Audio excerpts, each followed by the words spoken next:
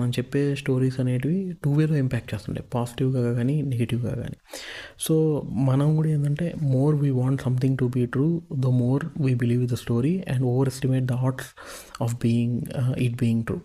అంటే మనం ఏదన్నా ఇది కావాలి చేయాలి అనుకుంటే మనం కూర్చునేసేసి ఇదే జరిగిద్ది అని ఖచ్చితంగా నమ్మి పాజిటివ్ సైడ్లో వెళ్తూ ఉంటాం. పక్కన థింగ్స్ని ఇగ్నోర్ చేసేసి వచ్చేసి ముందరికి అడుగులేస్తూ ఉంటాం అంట.